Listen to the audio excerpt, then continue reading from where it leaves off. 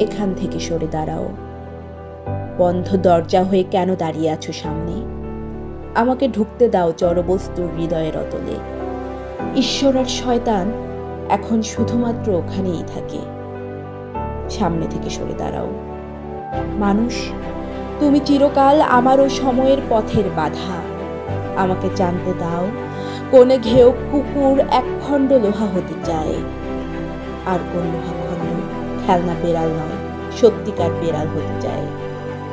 আমি মানুষকে চিনি, আমি মানুষকে জানি, যে কোনো কারো চেয়েও বেশি। তারা হলো বেঁচে থাকা কিলবিল করা অজস্র পোকামাকড়, যার একদল বিষাক্ত পোকা, আরেক দল সেই বিষে মরার জন্য জন্মেছে।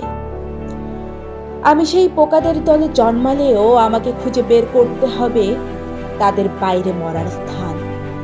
সামনে থেকে সরে দাঁড়াও।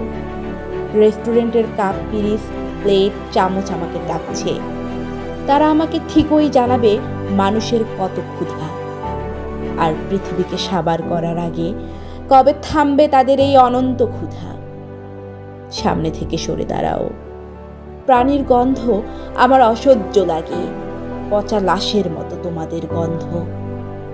এখান থেকে সরে দাঁড়াও। ইস্পাতের ওই জানালা নিজেই নিজেকে খুলে আমাকে দেখাবে জড় সূর্যের অলিন্দ। আমি জাহাজের প্রেমিকাকে নিয়ে সমুদ্রের প্রেমিকার কাছে পালিয়ে যেতে চাই। আমি চাঁদের যৌনতার স্বাদে ভুলে যেতে চাই আমার বিগত কাম। মরুভূমির প্রতিটি বালুকণায় আমি পড়তে চাই ধর্মীয় শ্লোক। তারপর আমি পরম সত্তা ও শয়তানকে খুঁজে পেয়ে জানতে পারবো কতটা জড়। সামনে থেকে সরে দাঁড়াও।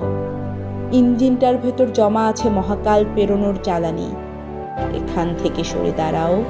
সে তার প্রেমিকার কাছ থেকে বিদায় নিচ্ছে। তার চোখের পাশে কয়েক ফোঁটা জল, যে জল দেখে আমি টের পেলাম আমিও একদিন কোনো প্রাণী ছিলাম। সামনে থেকে সরে দাঁড়াও।